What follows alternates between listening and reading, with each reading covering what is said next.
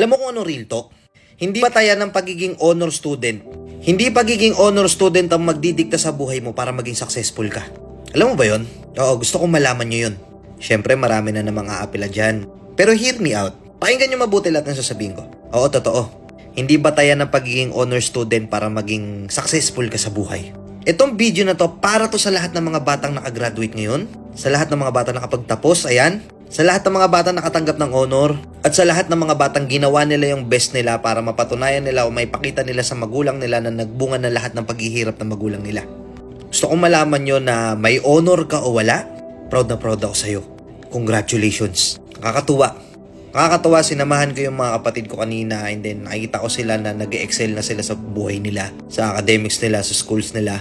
Oo, ako, si Kuya Marvin, produkto ng diskarte to. Oo, sa usapang diskarte o diploma, hindi po ako nakapagtapos. Pero sobrang nagiging emotional ako kasi nakita ko yung mga kapatid ko na gumraduate.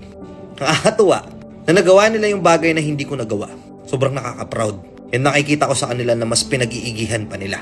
At ikaw na nanonood, may mga nakakapanood na ito na hindi sila nakakuha ng honor, hindi sila nakapasok sa top. Ginawa nila yung best nila, halos nagpuyat na sila, kakagawa ng assignment nila o projects nila. Pero hindi sila nakaging honor, wala silang award or anything. Pero nakapagtapos ka, nakagraduate ka. Wala na akong pakialam kung anong dahilan, paano ka nakagraduate, pero congrats. Masayang masaya ako para sa'yo. Kasi merong ibang mga bata dyan na sumuko na lang. Wala na, bumigay na. Pero kayo, ito, inilaban nyo pa rin hanggang sa huli, importante makapasa. Kasi in reality, maraming successful sa buhay na hindi naging honor student. Maraming maayos ang buhay ngayon na hindi naging top sa klase nila. Kasi in reality, ang tunay na laban pag nakapagtapos ka na, pag nakagraduate ka na. Etong video na to, gusto kong malaman nyo na meron kasi mga bata dito na talagang pinipilit nilang gawin yung best nila. Kasi may mga magulang sila na todo kong i-pressure sila.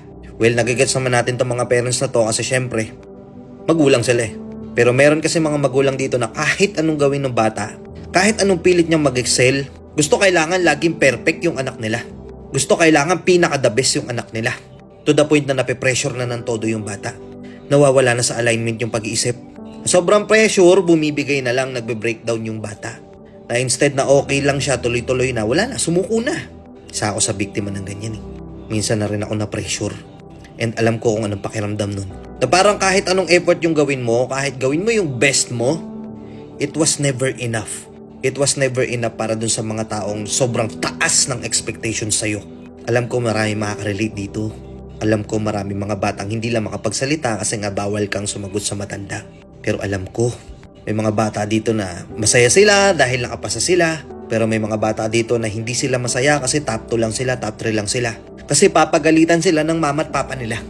Nakakalungkot. Pero parents, oo tayo, mga magulang. Oo, nandun na tayo nagpapaaral sa kanila, tayo bumubuhay sa kanila. Ginagawa natin lahat para makapagtapos sila. Pero sana i-appreciate din natin yung mga bata. Ginawa nila yung best nila. Lumaban sila hanggang makapagtapos. Nakuha nila yung diploma. Sobrang nakakatuwa. Sobrang laking blessing. Kaya oo, ikaw na nakapagtapos na nanonood nito, may honor ka man o wala. Gusto ko lang malaman mo, pakinggan mo mabuti to. Na congratulations at sobrang proud na proud ako sa'yo.